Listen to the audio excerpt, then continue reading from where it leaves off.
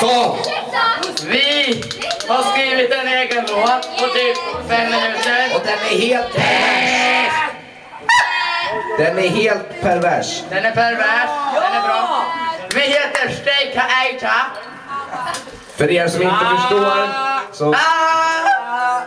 så struntar vi i vad förklara. Vi tycker bara att alla ska fortsätta Stejka Eita för det är bra.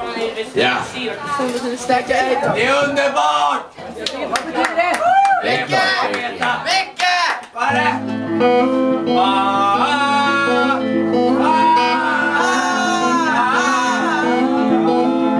Det här är inte låten. Nej, det är inte låten. Förlåt.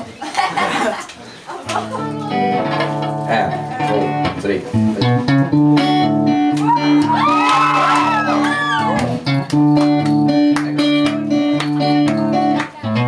Här kommer fram så lille skutt in i ladan, skutt, skutt, skutt. Här kommer fram så lille skutt in i ladan, skutt, skutt, skutt. Ska man med och hämtar ved in i skogen, aj den sved. Ska man med och hämtar ved in i skogen, aj den sved. Farmor uppe på bergen och hon Magda så hon kommer i din mun.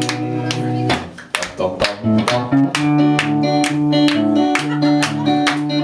Här kommer Bamse och lille skutt in i ladan, skutt, skutt, allihopa. Här kommer Bamse och lille skutt in i ladan, skutt, skutt, skutt. Här kommer Bamse och lille skutt in i ladan, skutt, skutt, skutt. Här kommer Bamse och lille skutt in i ladan, skutt, skutt, skutt. Och så skuttar vi!